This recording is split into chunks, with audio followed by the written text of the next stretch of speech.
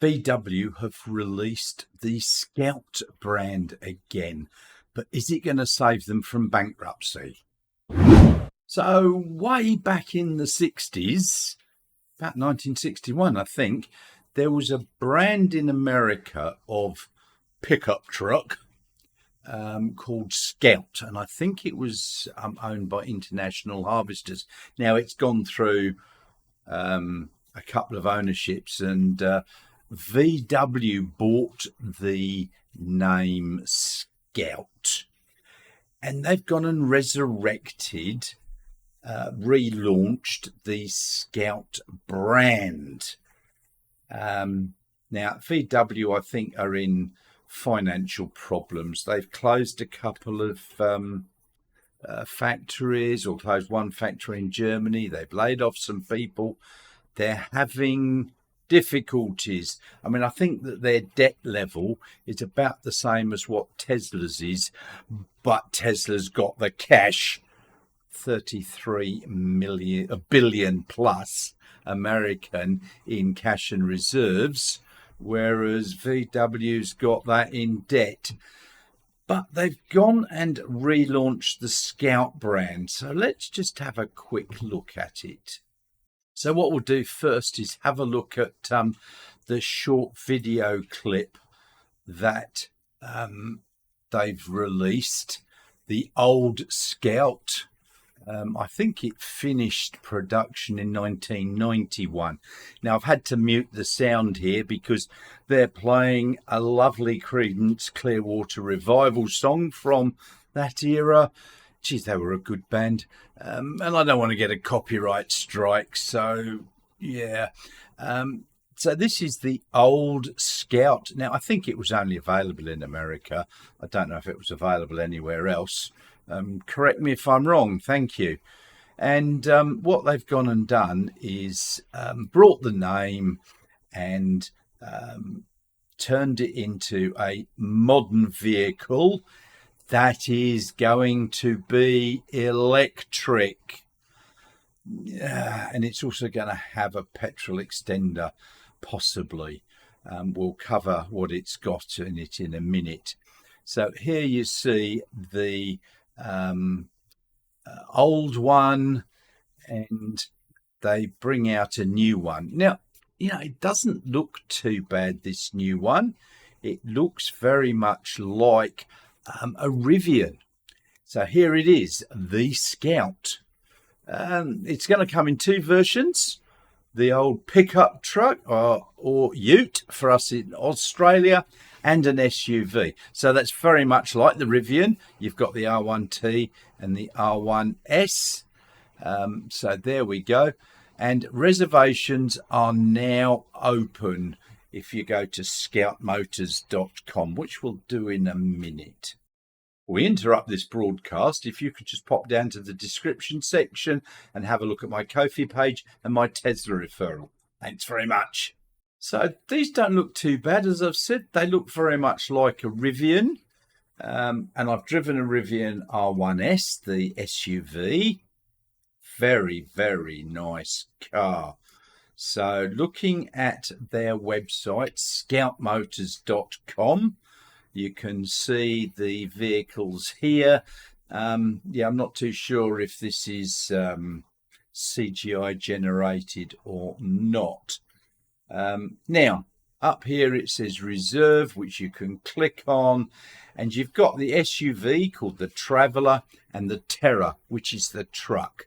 And then you can click on reserve, and you've got the two here that you can reserve. Now, it's saying that the entry model will start as low as 50,000. Retail price is starting under 60. That's after incentives in America, and this one is slightly more expensive. Now it says initial production target 2027. I've heard 2026. We'll cover that in a minute. You've got electric and electric plus gas. So this is not a plug-in hybrid. It's a range extender. So I think that the petrol part will charge up the battery. and you can put a deposit of $100 US for the USA, and looks like Canada as well. So all up, look, not too bad. So now let's just have a quick look at what stats it's got, its specs. Excuse me, Liam, you're not subscribed. Yes, can you click that subscribe button? Thanks very much. So while I go through a few of the specs, I'll put up a whole heap of pictures here of the Scout. So, as I said, VW have relaunched the Scout brand, an electric brand this time, and they unveiled the two vehicles. Now the body is, it's going to be a body-on-frame construction, which should make them look a bit more rugged and truck-like, rather than being based on VW's MEB platform. So what VW are doing, they're pouring $2 billion into building a brand new factory in South Carolina, which is dedicated to building the Scout vehicles.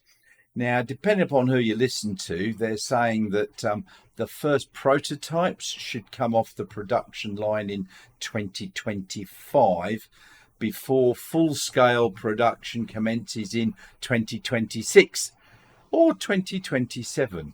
Just depends. So the factory is going to have a production capacity of up to 200,000 vehicles, but I don't expect it to reach that sort of level for quite a few years. But as I said, right now in the US, you can put your $100 deposit on it, and put a reservation down.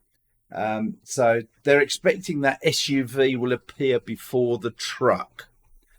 So if we look at what the SUV has got, they're saying it'll start under $60,000 US, which is reasonable. It's comparable to other makes like that. It will be the equivalent of about $100,000 Australian, which puts it into the ballpark. Now its range is going to be up to 350 miles, which is about 560 kilometers, with the option for a 500-mile version with a built-in gas generator. So it's an extended range EV, not a hybrid or anything like that. So this SUV should have a towing capacity of 7,000 pounds, which is over 3 tons, and a 0 to 60 time as low as 3.5 seconds, which for a car that size is just ridiculous. But that's because it's got something like 1,000 pounds of torque. Now I've only got the American versions of all of this. It's going to have hopefully an 800 volt architecture, and in America it's going to come with the NACS adapter, or the NACS plug, and it'll charge it up to 350 kilowatts fast charging. Now the interesting thing is it's going to have bi-directional charging capabilities, which is pretty good. Now the ground clearance is 12 inches. That's quite good. That's about 30 centimeters for those of us using that, and 35-inch tire size option. That's 3 feet.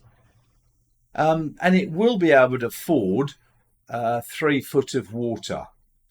Now they've got no indication as to battery size, but expect it's going to be big if they want to get a 350-mile range, because it's got to be up in the 170 to 200 kilowatt hour range bracket for something like that, surely. Now the pickup truck is basically going to start at around the same price, the same range, with the option of this built-in gas generator, but it will tow 10,000 pounds, which is about 4.5 tons, give or take a bit. Once again, it's going to have a 0 to 100 time, or 0 to 62 miles an hour of 3.5 seconds. Now, the difference between this truck and the SUV is the truck should have a bench style front seat. It's going to be able to charge at 350 kilowatts with an 800 volt architecture, bi-directional charging and so on. Same tyres, etc. Now, the bed in the back is 5.5 feet, which is about 167 centimetres.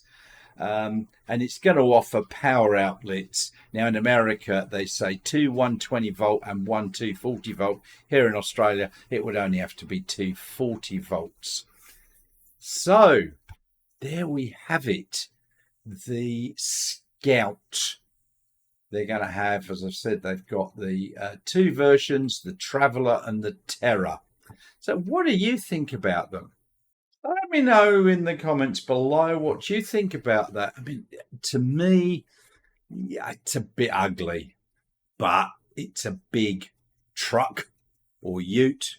Did we ever get the Scout here in Australia? It was before my time because I didn't come here till the mid-80s, and the Scout was stopped production in 1991, I think. Correct me if I'm wrong.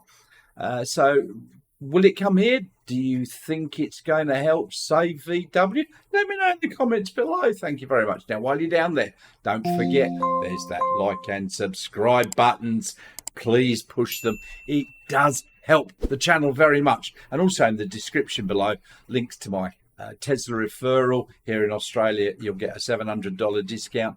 I don't know what you get in other countries. And also down there, there's links to my Ko-fi page. Pretty please. Thank you very much to those that help me out that way. And I'll see you all very soon.